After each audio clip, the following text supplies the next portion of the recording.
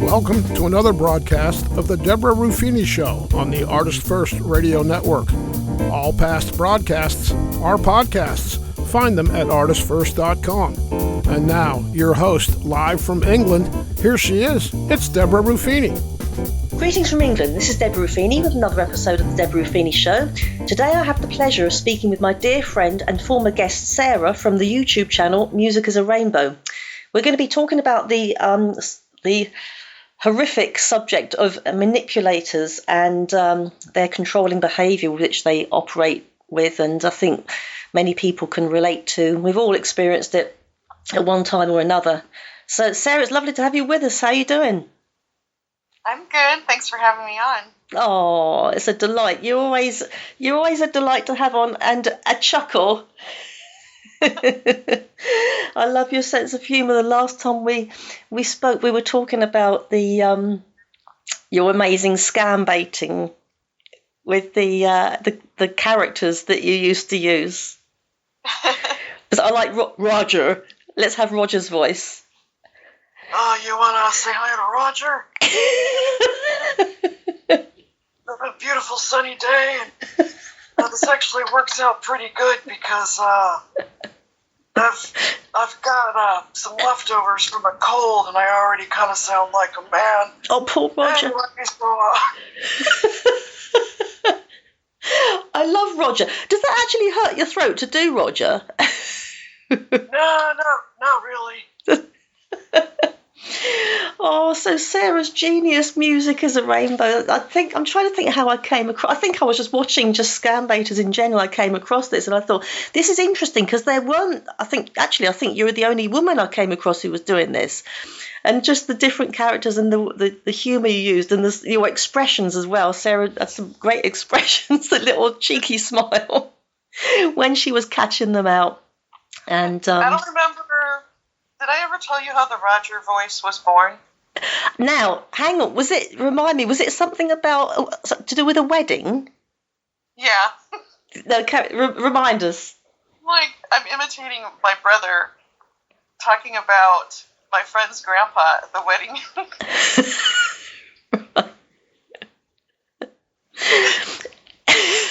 the man performing the ceremony, he said, you'll want to do nice things for each other throughout your marriage. Like, Rich, maybe you'll want to fix something around the house for Amy. Or Amy, maybe you'd like to bake Rich a pie.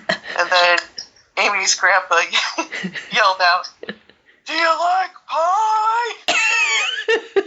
I like two kinds of pie. Hot pie and cold pie." Oh, brilliant. That's so funny. And sorry, I know I sound like a broken record, but it did tickle me. It's tickled me numerous times. I had watched the one where he had the accident in the glitter factory. Do you remember that one? It's funny, like, people leave comments on old videos and I don't even remember what they're talking about anymore. Oh, it's just awesome. I've made so many videos. Yes, you have. It's kind of a blur now. So, wait, are you talking about the glitter factory or the... Was it the Roger's wife? Is he giving you that story about that's my American accent, giving you that story about the glitter factory, the accident, is that right? The glitter factory. Oh, was he telling you that story about the glitter factory? It sounds a bit messy. One of my favorite, this wasn't a super popular video, but I had a lot of fun tossing the scammer between Roger and Sylvia. That's right. Let me give you to my wife. She usually handles these things. Oh, hello. Oh, my husband usually handles these things. Let me get Roger for you. And then Roger and Sylvia are roasting each other. That's right. I need to watch that again. That is so funny. I don't even remember what that video's called. Do you know what? On the homepage, we'll have the link to your channel, but I think we need to have the link to that actual clip because that is good. It might have been the first one I saw. I can't remember. Oh, so So we wanted to sort of cover the issue, going back to sort of scamming and these horrible master manipulators. We were going to kind of cover the area of manipulation and control. We can have this in friendships, it can be in family dynamics. We just have it everywhere. Facebook, social media. We've got controlling people every blimmin' where, and it's just such a horrible thing, isn't it? And I think you've had certain experiences of this, scam baiting aside, in your personal life, haven't you? Yeah, unfortunately, I've had quite a few things going on. Sorry. And people have been asking, like, where are you? Are you done with your YouTube channel? And like, no. It's been a mix of things going on.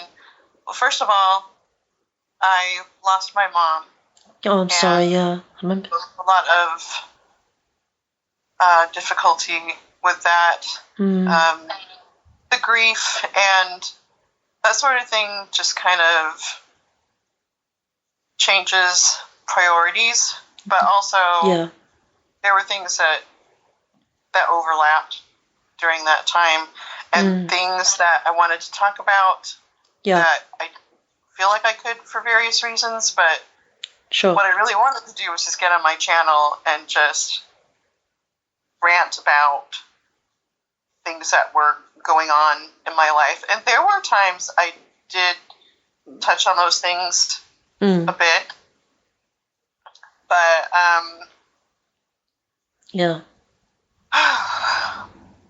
I had 3 overlapping situations that all related to men who were creeps.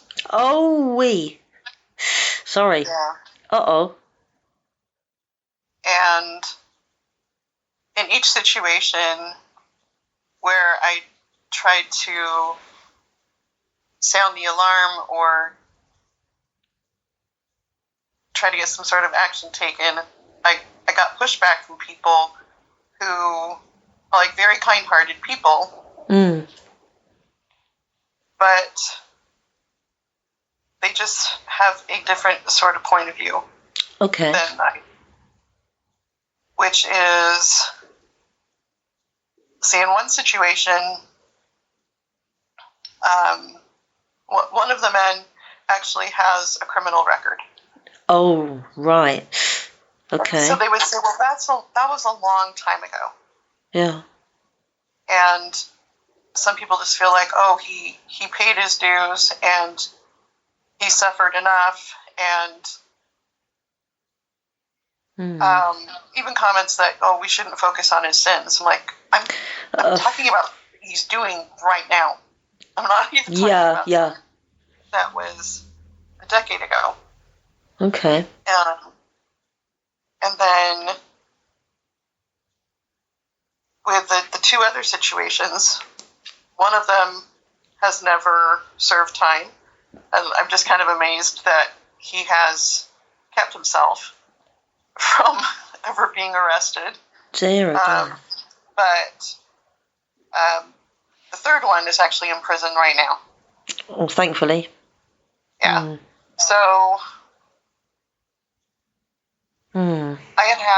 so what happened was I lived in Redmond.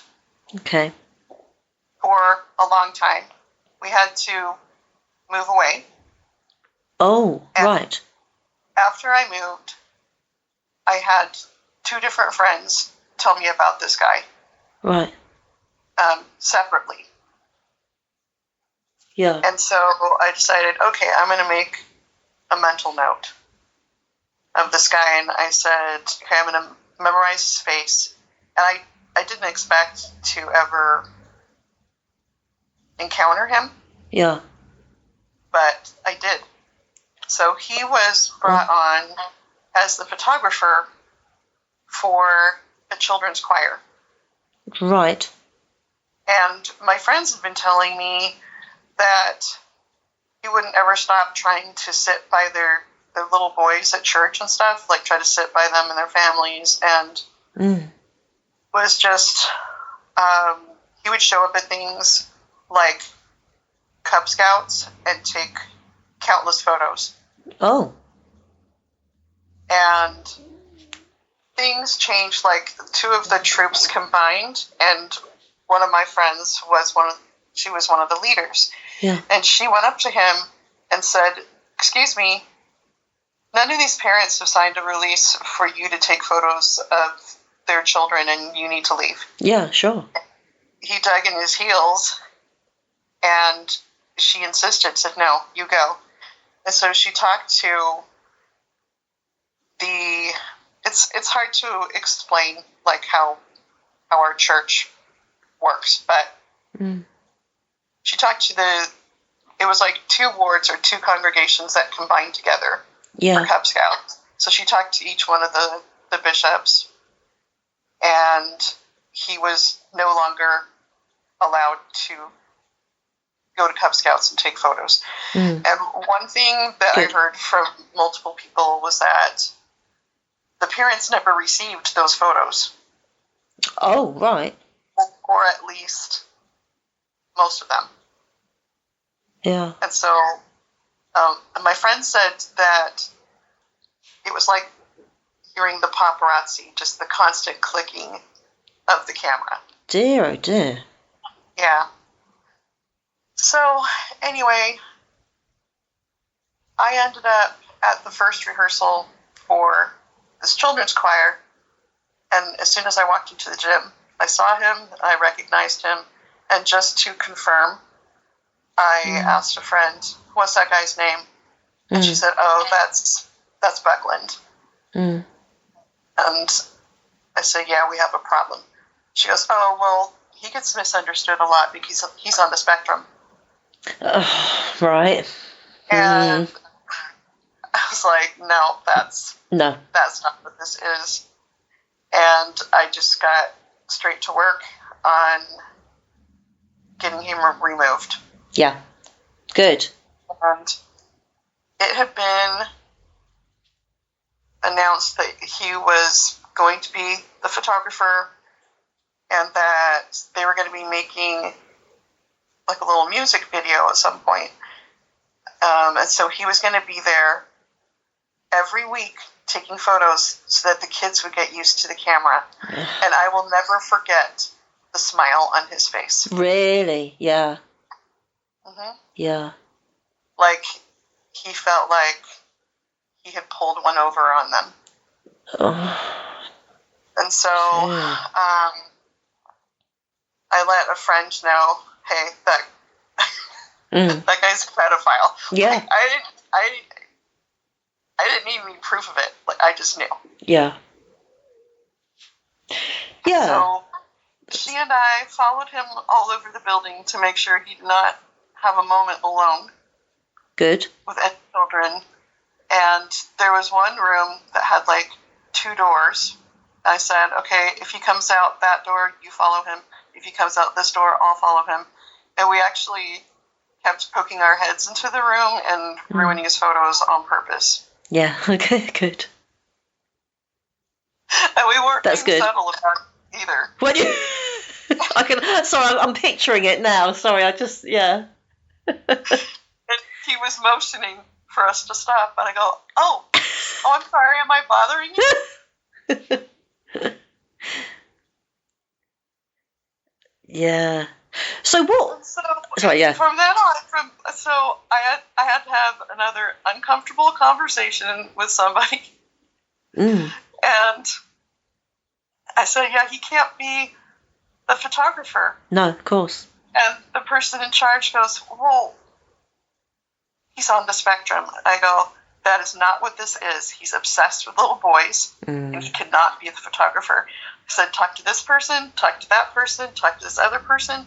They all have stories of him being inappropriate with kids.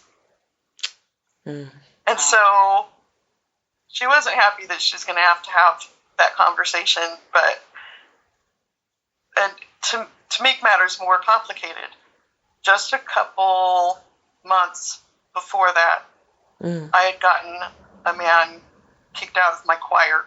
Oh, okay. For harassing women. Ooh. So it appeared that I see a pervert behind every corner and that I was on a witch hunt. Okay, right. When I wasn't. Yeah.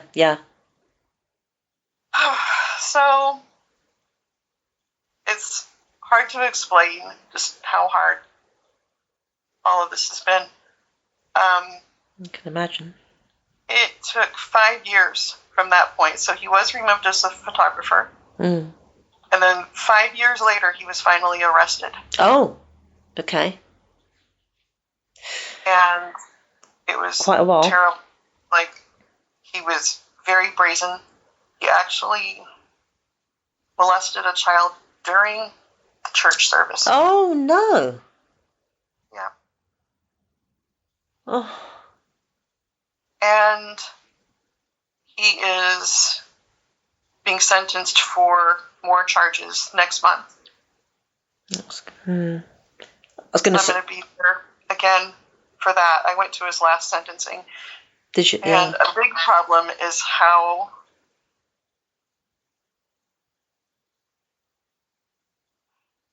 sentences are so light. Like, I think he got 8.5 years. Right. For what he has been charged with so far. And the families agreed to that because they said they wanted, like, in exchange for him getting, not as much time as he could have. Yeah. They wanted all of the hard drives and everything that had photos of their kids on it. Oh, dear. Yeah. So he had to give all of that up. So, it was really hard for 5 years knowing that he was getting away with things. So I did get him removed as photographer, and that probably saved a lot of kids. Yeah, that's good. Well done. But I knew that he was preying on children at church. There was no way that he wasn't. What can I just ask you, though? What were the... Because I think you've got a very good... you suss people out quite well. Some people don't do it so well. I think you're very good at doing that. What were these sort of signals that you picked up on? Well, I didn't even have to meet him before I knew that he was a pedophile, just because 2 of my friends said he would never stop trying to, like, hold their kids. Ah, okay. In one situation, I had friends who, husband and wife, went on a trip, and their teenagers were there to hold down the fort. And then Buckland went and sat by their family, under the guise that he's just helping out. Right. And sat by their toddler. And their toddler wasn't very verbal at the time, so of course he would never be able to tell if anything happened to him. Yeah. So there are probably many more victims. Yes. That we know about. Yeah. And so when I was in the gym, like right after I was told, oh, he's misunderstood a lot because he's on the spectrum, I then watched him tickle a boy who was laying on the gym floor. Right. So that's a very common thing that groomers do. Yeah, I bet, yeah. And this boy was obviously accustomed to this man touching him.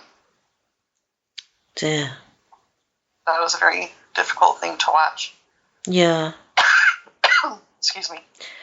And we can't excuse, I mean, fair enough, you know, we do have sort of people with mental health issues and things, but we can't excuse behaviour just on the basis that someone is, you know, mentally unwell, or there's not an excuse, is it? It still can't be allowed. Right. And I don't know if Buckland was ever diagnosed with autism, but like even if he was, and that was like a known fact, like that doesn't explain his behavior, and that's an insult to people with autism. Yes, exactly. If the behaviour isn't a symptom of the condition, you can't say, oh, that's just part of da-da-da. Yeah. And with the guy in my choir, it was the same sort of thing. People said, oh, we think he's on the spectrum, and we think he doesn't understand boundaries, and this would maybe be a good place for him to learn boundaries. And I said, no, he's a grown married man with children. Yeah. He should understand by now. And I'm actually friends with his daughter, and she told me he is a grown man who should know better by now, and he chooses not to. Oh, that's a good way of putting it. Yeah. So I could literally write a novel about these three situations. And then also with this man I talked about who has a record. And he said, oh, that was a long time ago, don't focus on his sins. Again, with the autism excuse. Oh, no.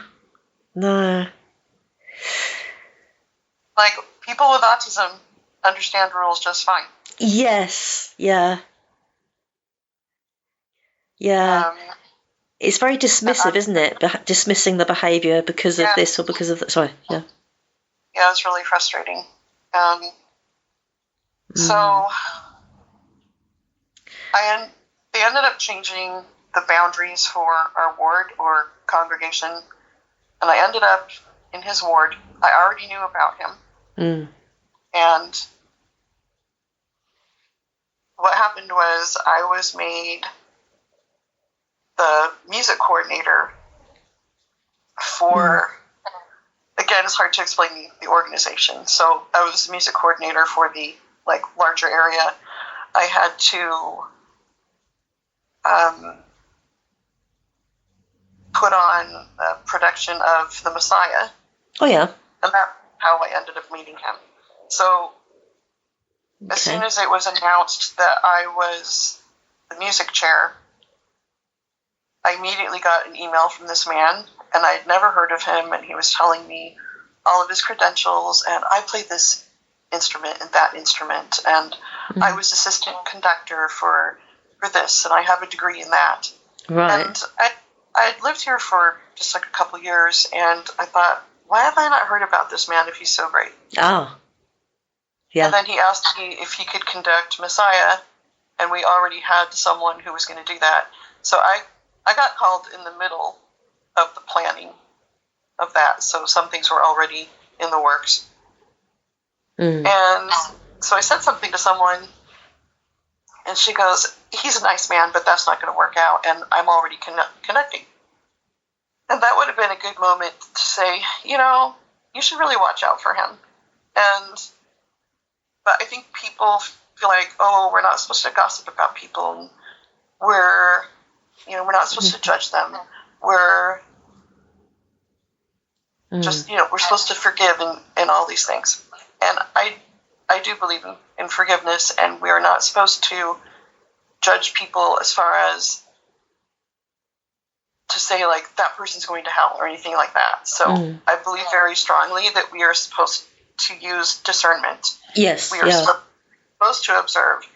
And in our church, we have youth protection training where we are taught to look for things that are red flags. Oh, that's good. It is good. It's very good. So people seem to forget what exactly it means to forgive, but also have boundaries. So just because someone is forgiven doesn't mean that you forget. Oh, yes. That yeah. you give them opportunities that they shouldn't have. That's right. And forgiveness is usually sort of upon repentance as well. If something's ongoing or something still looks dodgy, it's, Yeah. It's So he ended up playing in the Messiah, like playing oboe and maybe bassoon too. Okay. And I met him at rehearsal, and I felt creeped out. Oh, did you? Yeah. Yes. I didn't really think much of it at the time. Right. And then I went to Costco, and there was that guy, and he was handing out samples. Okay. And I said, "Oh, hey, I know you." And he goes, "Would you like some pickled beets?" Is it Roger again? Sorry. Yeah. That naughty Roger. Sorry. Yes. Sorry to any pickled beet lovers, but I thought, even the food you hand out is creepy. What? Sorry, what was that? Pickled beet? What's that? For any UK viewers. Yeah, pickled.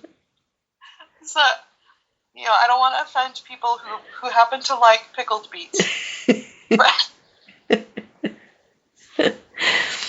So I said, "Oh, no, thank you." And then he said, "You should try them. They're delicious." Insistent. And that got my hackles up. Yeah. I thought, okay, doesn't respect the word no. Yeah. So I guess when you're handing out samples, you are kind of in sales. So, but still, it really rubbed me the wrong way. Sure. And then I think I was at Costco again the next week, and I couldn't bring myself to walk down his aisle when I saw him again. Oh, yeah. I decided I don't care if there's peanut butter down his aisle. I don't care if there's cereal. I'll just go to a different store after this and get those things there. That is how badly I didn't want to have any interaction with him. And so I got home and I was unloading my groceries. And that was when I know lots of people don't believe in God. They don't believe in the Holy Ghost, the still small voice. But what I heard was, Google him. Oh, okay. Oh. And that's not something I typically do. I don't just randomly Google people that I meet. But I did. I had no idea what I expected to find. Right. And it was horrific. Oh, right. He had been arrested and fired for child pornography. Oh, which no. These days they call child sexual abuse material, which I agree that's what it should be called. Yeah. Children don't make porn. That's it. Yeah. They are sexually abused, and it is recorded. Yes. Yeah. And at some point, my brother, who's a police officer, he was put on a 7-year assignment dealing with those things. Oh, okay. And it's horrible. That's traumatic, I suppose. Yeah, even for a police officer, yeah. It is. I mean, really, law enforcement that has to deal with those things, they are also victims. Yeah. Yes. Yeah. That they have to see these things. Yeah. It is very disturbing for them. Yeah. And there was a day, it's a very long story, but That's okay. My brother immediately pegged him. He came to visit, Right. on Mother's Day, and he pointed and goes, "That guy's a weirdo, isn't he?" Oh, okay, right. What he meant by weirdo Yeah. was sexual deviant. Did he? Yeah. Yep. I said, "Yep, sure is." So anyway, after I found this article, I couldn't find anything else about any follow-up as to what he actually got convicted of or anything. I thought, and why do I need to know this information? And then the boundaries changed, and I ended up in his ward. And with us both being musicians, he thought that we were going to be buddies, and then he wanted me to play the piano for him. Oh, there's no way. No. My girls were both little at the time. Like, no. Oh, yeah. Yeah, too right. He actually left me a message one day asking if I would play the piano for him, and I didn't return his call. Good. And I didn't feel bad about it. And then someone else called me and said, "Would you play the piano for him?" It's like, dude, I ignored him for a reason. Of course. And so at first I told her, "Oh, well, I'm sorry, I can't," made up an excuse. And then after we hung up, I thought, you know what? No, I'm going to call her back. And I said, "I just need to tell you this. I know his history, and I assume that you know his history, but I don't know if you know that I know his history. Okay. And if I had not known, and I had agreed to play for him, and I brought my daughters to rehearse, I would feel utterly betrayed by you." Yeah. When I find out. Yeah.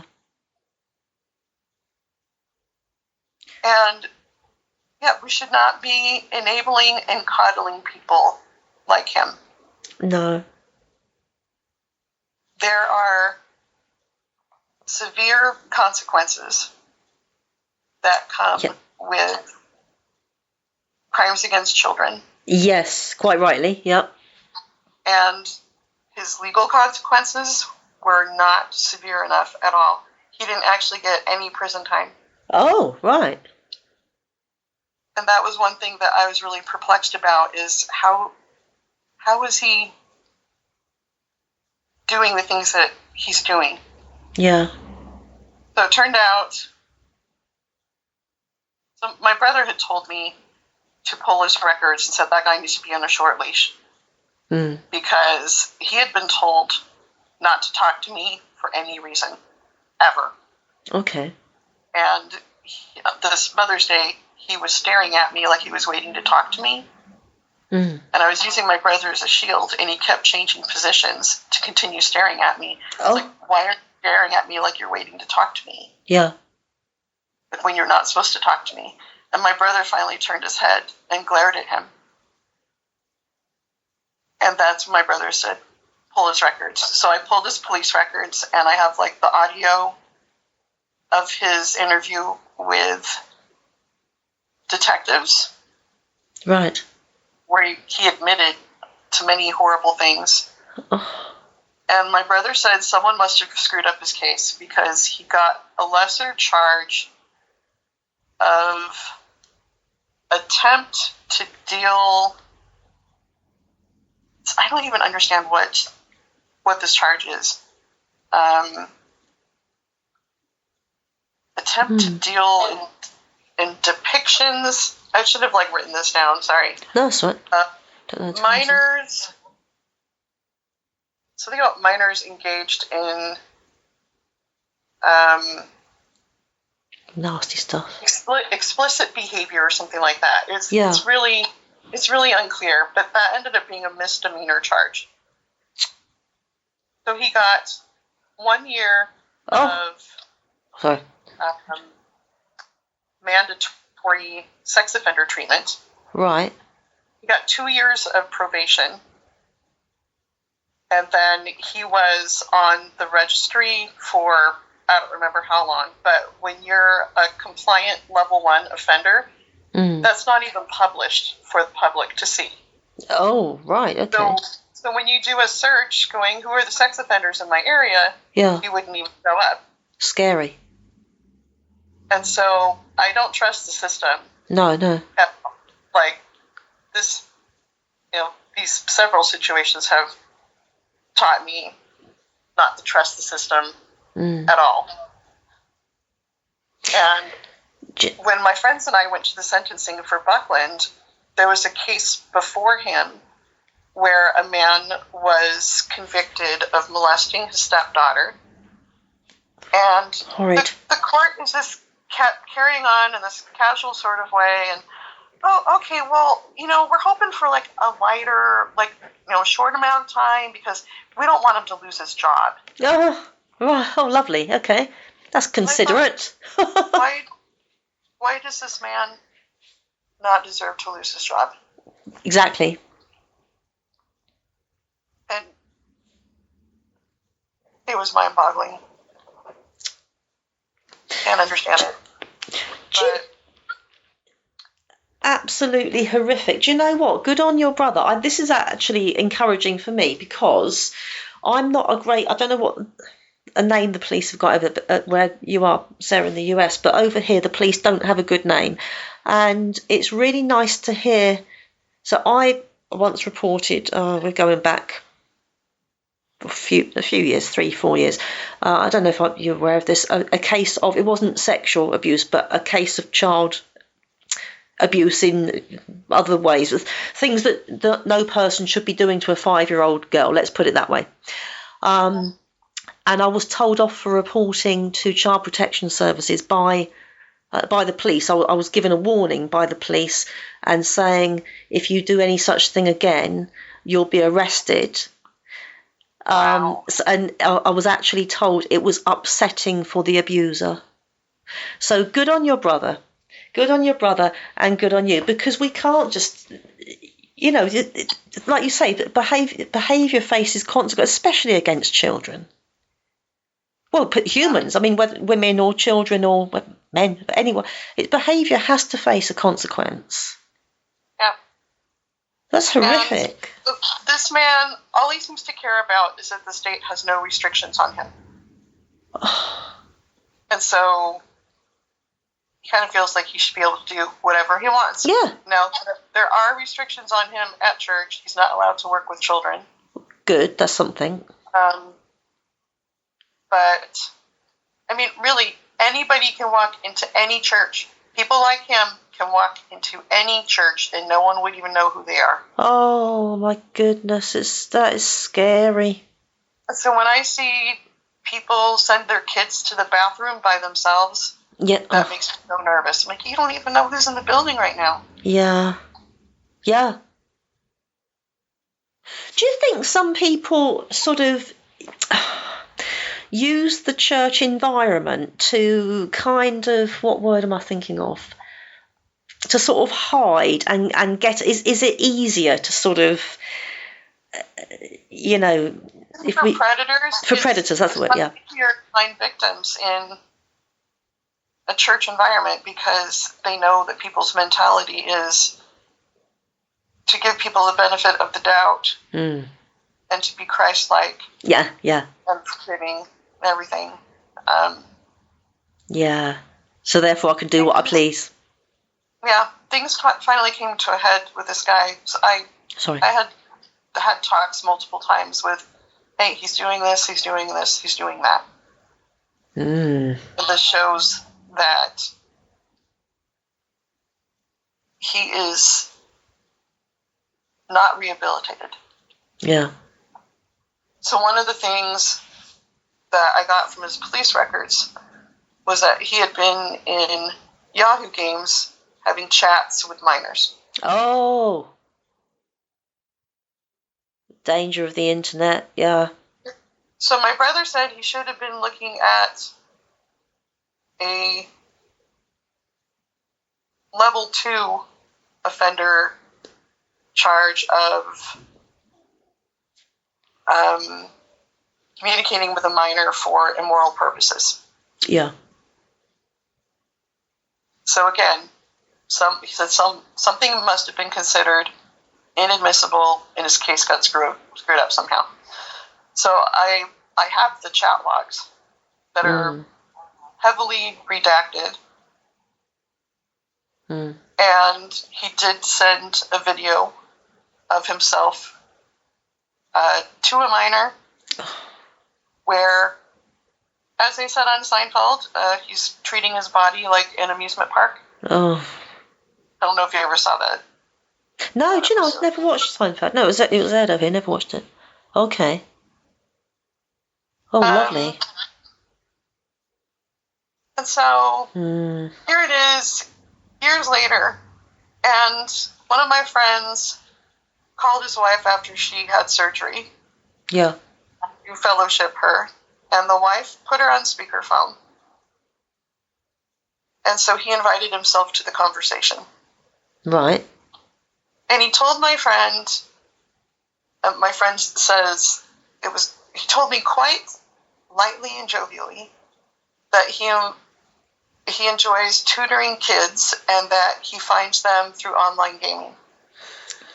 Dear. And that's exactly what he was doing before. So in the Yahoo Games chat logs that I have, he would say, "What's your favorite subject?"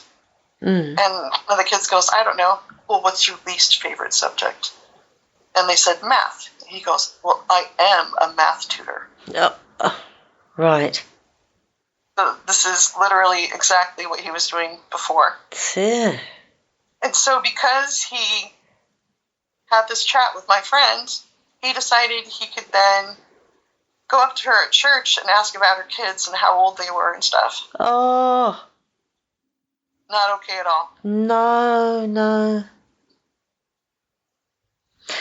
And I want... Sorry, yeah, come on. Yeah. Sorry, no, go ahead. Ask you. No, I was just listening to you, I was just thinking, I do wonder if so we had, over here, we had a celebrity, I don't know whether you would have called Jimmy Savile, and he did all this great work for charity. Do you know, you're familiar? I've heard about, yeah. And so just going on from what you're saying, Sarah, just thinking about this whole, and one of the things he said was he made a deal with, I think he was Catholic, he made a deal with, he said, my friend upstairs, that's how he referred to God, and it was to sort of compensate for, to compensate for his great charity work, that God sort of gave him the thumbs up to do the most horrific things after his passing. And it just makes you wonder does it make us feel less guilty if we're good friends with God, and therefore we can, I don't know, I'm not including myself, I'm just saying that these bad people, it's not quite so bad because I'm saved. Yeah. With predators, they can tell themselves, "Oh, I'm still a good person because I did X, Y, and Z." Yeah. Levels it out. With all the stuff with the Epstein files being released, and Bill Gates is being grilled, and people are saying, "Well, Bill Gates has done this for countless children with these vaccines and all this stuff." Like, every predator does things to convince themselves, and I'm not saying Bill Gates is a predator. I mean, alleged or whatever, but yeah, no, the principle of it, yeah. But you know what I mean? Yeah. If Bill Gates did horrific things to children, or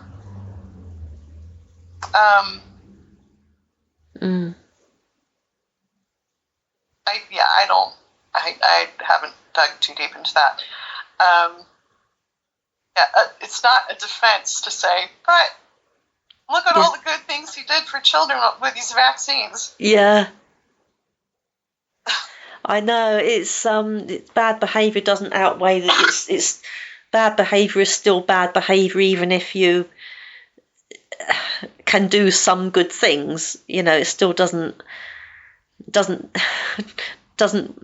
wipe away what someone does just because they may, and they get, like, when people get interviewed with, let's say there's a a murderer or someone. Oh, it's hard to believe. He was a really good neighbour. He was a really good this. He was a really good that. You know, it's just horrible. And, you know, some of them could have just a couple victims and look like saints to everybody else. Yeah. And so you're going to have all these people standing up for them. Well, he never did that to me. Yeah. Yes. And it's always less. This is what grooming is. When you convince so many people that you're a wonderful person. Yeah. And then, you know, you get all these people to stand up for you. Yeah. Sorry, the train is going by. That was one thing I didn't have any control over. I can't hear it this end. Do you know, I've recently been reading about I'm learning just when I think I sort of know pretty much there is to know about the whole thing about narcissism and manipulation and control, I learned something else. And reading up on the covert narcissist, and I'm thinking, oh my goodness, and that can shine a light on certain things that you overlooked in the past, and the humble, charming, not so egocentric, obvious narcissist. And it's just scary to think that you've got these real wolves in sheep's clothing. Yeah. I'm glad you mentioned that, because something that I've said is that we shouldn't treat wolves like they're lost sheep. People talk about how Jesus left the 99 to go after the one. Yeah. And I'm going, stop begging the wolf to come back. Yes. Yeah. Where he can devour the flock. Very good. Yeah. And even more interesting, this man with the at church with the convictions I told you about, his username in Yahoo Games is Wepwawet. Right. And if you look that up, so I'm listening to his interview with the detectives, and so they said, okay, what's your username in this? And he says, it's Wepwawet. And I was sitting here going, ask him what it means, ask him what it means, ask him why he chose it. Right. It's this Egyptian god character, and it has a wolf head. Oh, okay. Isn't that interesting? That's very interesting. That a predator would go into a forum looking to have sex chats with kids and would choose a wolf character. Yeah. And his Facebook talks about the languages that he knows. He knows Italian and talks about Egyptian hieroglyphs. So he fancies himself a very learned man. Yeah. He thinks very highly of himself, despite what he's done. That is one thing that baffles me. It's like he thinks he is so great. Yeah. And, like, that should just get red flags up for everybody. Like, he should have, a repentant person would have so much humility and just be grateful that they can go anywhere. Yeah. Be grateful that they're not in prison. If they were truly repentant and wanting to change their ways. And so then I looked further, and so it talked about Wepwawet being some sort of, is it a warrior? But it translates as opener of the ways. Oh, okay. And yeah, I picked up on that. Like, nice, sicko. Yeah. Like, I don't know if you understand that the way that I do. Yeah, absolutely. It's very code. A little bit of coded word. But the sense of entitlement in taking no accountability, sort of never considering the consequences of, there should be no consequences because I am who I am, who I've sort of, it is very scary, especially and also in it's so sad in the church environment. I know it exists outside of the church environment, but something makes it. I remember once, I think it might have been in like a prayer group or something, and someone saying, why is it only serious? Why do people only think, say, child sex abuse or any sort of abuse is only serious when it's in, or worse, when it's in the Christian environment or the church environment? But it kind of is. But it's always awful. But it's, we've got a God to be accountable to. And that sort of makes, I don't know, what do you think about it? Do you think does it make it worse or different? I mean, it's worse in. It's hard to explain. It's like just the person. Well, everyone should know better. Everyone on the planet should know better. Yeah. Than to demonize a child.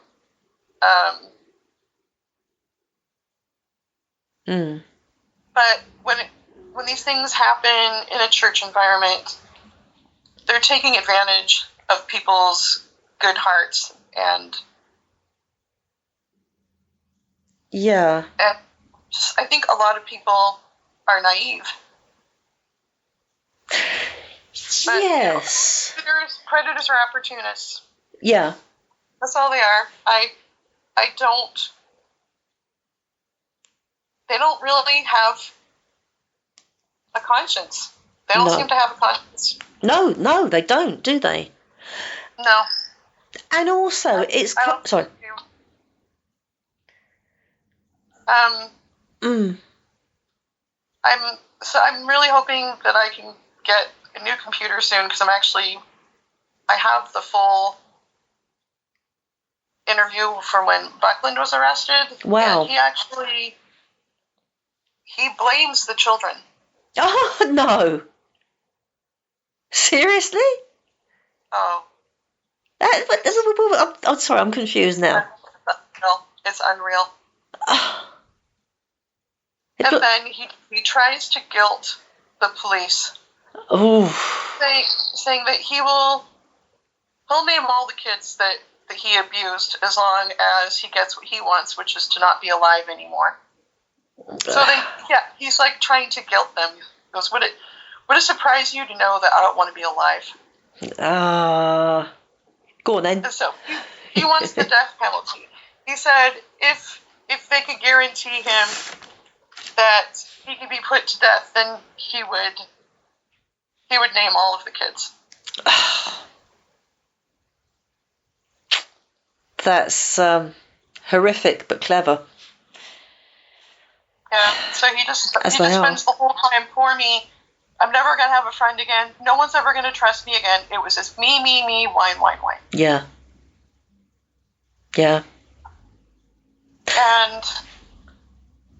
And also the victims. I mean, quite often, I know we sort of make our own way with faith and everything, but it's a horrible thought to think that if you've got a man of God, inverted commas, and the children can remember that may be their image of Jesus and their image of church, and it may be so horrific for them to just not want to know if we're God's representatives, and hang on a minute, I'd rather not. I like to think that God is big enough to understand if someone's been so tainted by one of his servants or supposed servants that he sort of. That's another area, I suppose, but it can put people. Christians can. That's what we. No one's perfect, but we've got to try and get it as best as we can because it ruins faith for other people. Yeah. And I don't think of that. Well, yeah, exactly. And, Buckland wasn't any sort of leader, but lots of people did stop going to church because of him. Did they? Oh, no. And, well, it's like, what do you do when you go to church and this guy won't stop trying to be buddies with your little boys? Yeah. Yeah. And there were plenty of people who complained about him. It sounds like it, yeah. And unfortunately, received responses like, well, you need to pray and you need to soften your heart towards Buckland. Oh, Because don't.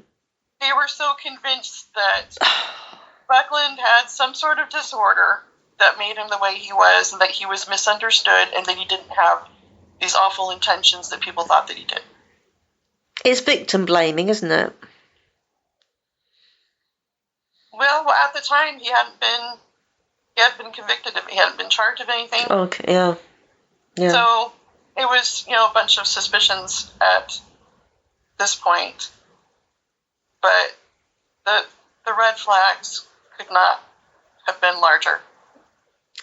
So that's the frustrating thing. Yeah. And this is why I want to make videos talking about Buckland and I want to show this footage with the police. Yes. So people can see this is the kind of person that was being protected. He is not sorry. That makes it worse. Have any empathy for his victims. It's horrible. And he is complaining that with the way his brain works, he didn't know that you could go to prison for X amount of years just for touching a kid's private parts for a couple seconds. That just goes to show how insignificant he thought the crime was, doesn't it? Pretty much. Mm. So what happened with the guy in my ward?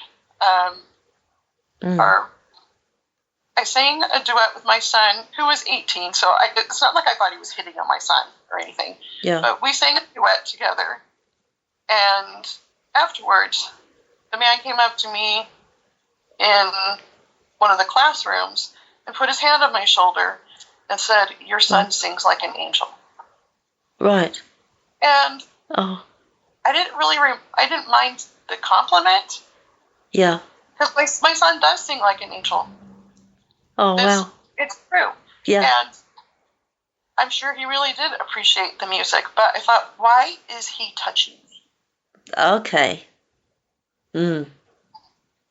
And now that I know everything that I know, having been through sex offender treatment, there is absolutely no reason why he doesn't know that he should not be touching me. Mm. Yes. Yeah. And the fact that, the news articles about his arrest are always going to be out there. Oh, yeah. That's another thing. Yes, of course. Will maybe always spread information about him. Yeah.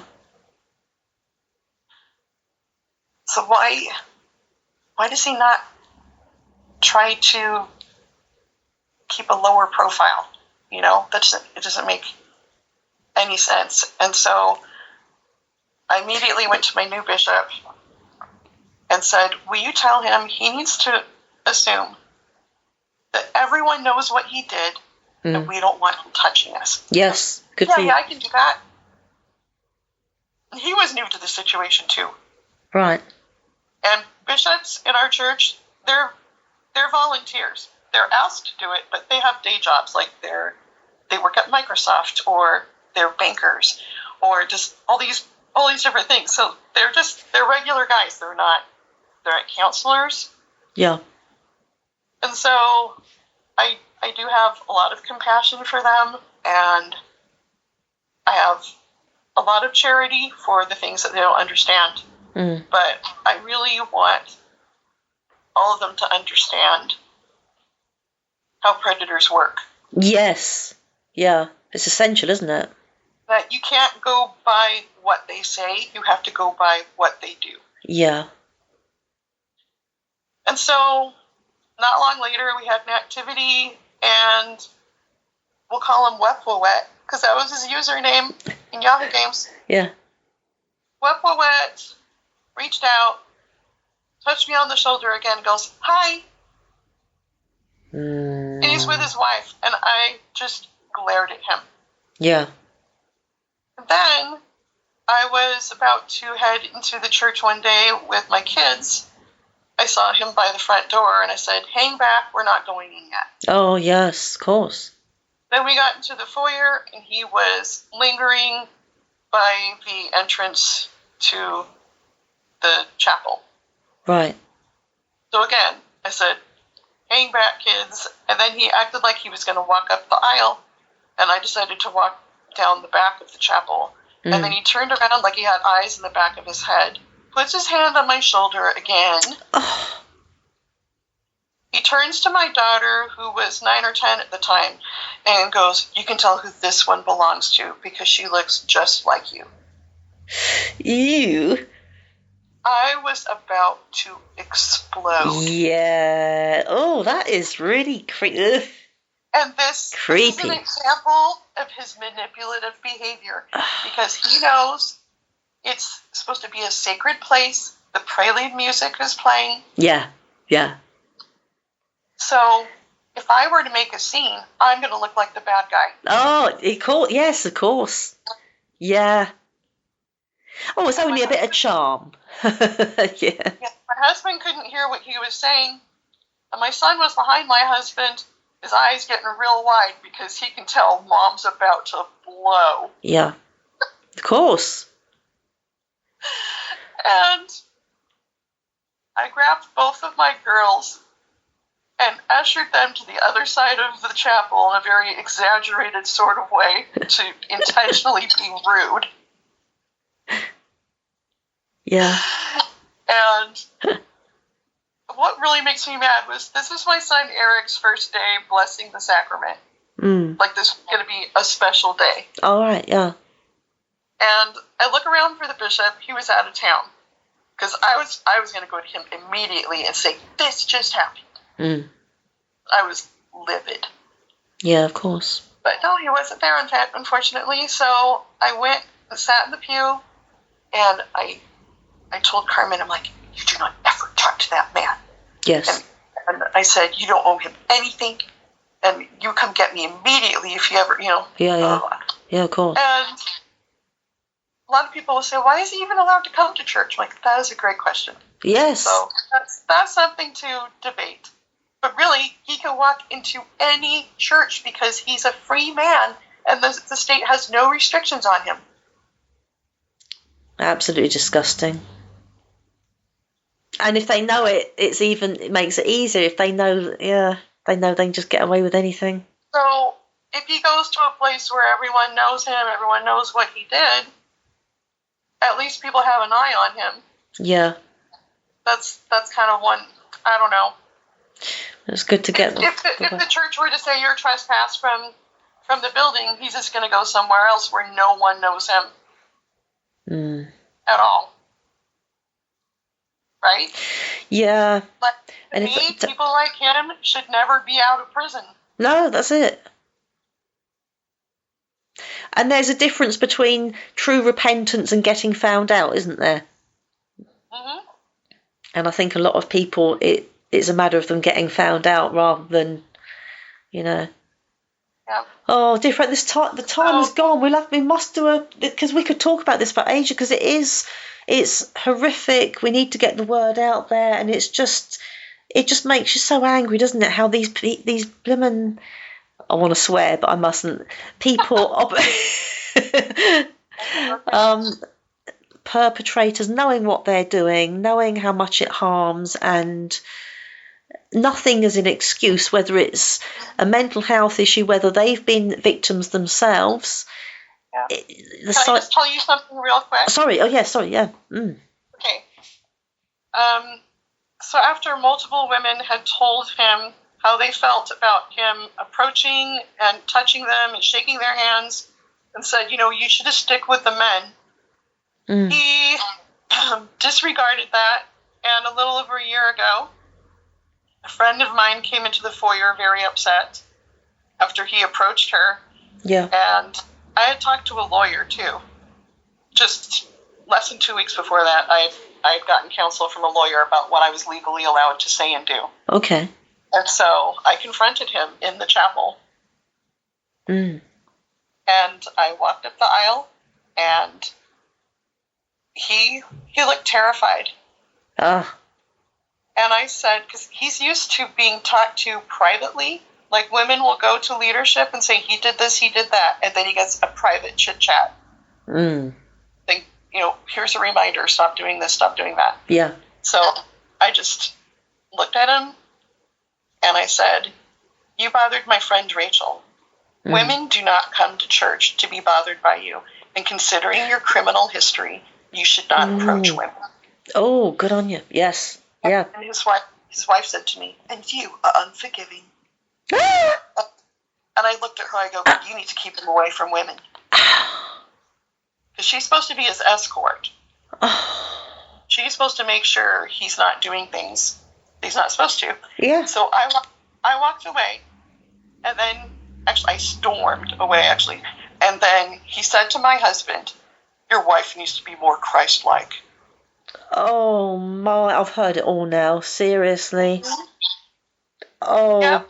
And that really spells it out, really shows his true colors. He's supposed to be able to do whatever he wants to do. Yeah. Right? And we're all supposed to put up with it. And so, as it may have been unpopular for me to do, and I didn't yell. No, I can imagine you not. No, you always very calm. Plenty of people could hear what I said to him. But Yeah. I changed the rules of the game that day. Yeah. And now he can wonder which woman is going to call him out next. It's good. I told my bishop, I said, when women let men do the speaking for us, it empowers him. Yes. Yeah. That's my opinion.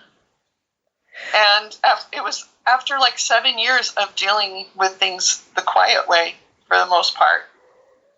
Mm. That's something that I had to do. Yeah, of course. My mental health, really, at that point. Do you know, I love my dear friend. You're so wonderful. And I just love your strong sense of justice. This is really applaudable, because a lot of people do sort of, we don't want to get involved. They just head down, don't want to get involved. But we need people like you to sort of take a stand and say, no. Too many people just don't want to get involved. That's and I tell you what I do. I saw a little meme, I think, a while ago saying, when people say, the WWJ, what would Jesus do? Like the little bands that used to, I don't know if they still exist. And someone said, what would Jesus do? And flipping over tables and making whips isn't out of the question. And I think that's so true, isn't it? We tend to, just forgive and forget. Don't worry about it. Just forget. No. Yeah. I mean, people will actually come to me and ask me to handle difficult situations because they're avoiders I can imagine. of conflict. And conflict isn't easy for me. Yeah. But I feel so strongly about protecting others. Yes, you do. Over and over, I had to stand up and have uncomfortable conversations knowing that I'm going to get pushback. Yeah. And it's hard, but that's good. It takes guts. It takes guts, and I think it's we need, but more we need people like you in the world. But it's so essential we have people like you in the church, because we still need people that make Christ appealing, and we still there's just so many. I personally don't go at the moment, but there are so many off-putters, and I think we just need genuine people who love people, love Christ, but will not accept bad behaviour and damaging behaviour that damages other people, and it's just so important. I know that Christ's not okay with women being bothered at church when we're coming to church to heal from things that have happened to us. Yeah. Yes, well said. My friend wrote a post days later thanking me for standing up for her, and she actually named him. Oh, wow. And another friend took a screenshot and sent it to him and said, maybe this will help you with your boundaries going forward. Yeah. And then Yeah. he asked the bishop and her to pass on a message to us that what we've done constitutes libel, and he's not quite there yet. He's seething. I was at Trader Joe's shopping when I got this message, and I burst out laughing. That's good. That's good therapy, actually. I said, seethe harder. Yeah. Like, I talked to a lawyer. She said I could do it. She said, and plus my friend tagged me in her post. I didn't even say anything. It's hard to believe. It's not libel if it's true. This is it, isn't it? Yeah. So this was the little manipulator losing control of the situation. Yeah. I think it is crazy. The number of people. Sorry, we must wrap this up. But the number of people that it's a bit like the Cowardly Lion in The Wizard of Oz. He goes round like booing at people and and then Dorothy slaps him. What'd you go and do that for? Isn't it? Exactly. It's a bit like that, and you think, do they really think, and like you say, slander is when something isn't true, but it's not gossip or slander if you quote something that is absolutely true. Oh my goodness, it's oh my dear friend, we must do a part 2 because there's so much to cover here. It's just there is a lot. I've been so consumed with these horrible situations. It's been hard to do the usual thing on my YouTube channel. Yeah, I bet. Because I want to protect children. Good on you. Yes. I want people to know about groomers. Yeah. It's essential. So, thank you for letting me talk and hopefully getting a message out that helps people. Absolutely, it's always a pleasure to chat with you, and it's just you're good at just enlightening us and bringing humour as well, and that's part. I think sometimes to not laugh about unfortunate situations, but to it keeps us above float, doesn't it? But keep doing what you're doing, dear friend, and to any of the listeners, if you've experienced something that you can relate to what Sarah has spoken about, there's help out there, isn't there? And even to speak to friends, elders, friends. Any advice you'd give to people that have been victims of this sort of thing, Sarah? I would just say that it's impossible to avoid conflict in life. Yeah. So do the hard thing. Keep speaking up. Share your experiences, because the only good that can come from having horrible things happen is to make it a learning experience to protect others. Yes. Amen to that. Thank you. Oh, thank you, dear friend. We'll speak again soon. We'll take this further and do a part 2. And so when you're up and running again with the YouTube channel, we'll have the link anyway, and it'd be good to speak out about the videos going about Buckland, because I plan on just basically doing some reaction videos. Okay. To his interviews. Oh, that'll be brilliant. Interview. Yeah, that's a good idea. That's a good idea. All right, thank you. Oh, thank you, dear friend, and thank you so much, Sarah, for being your brilliant self, and thank you to the audience for tuning in. Lots of love, and God bless.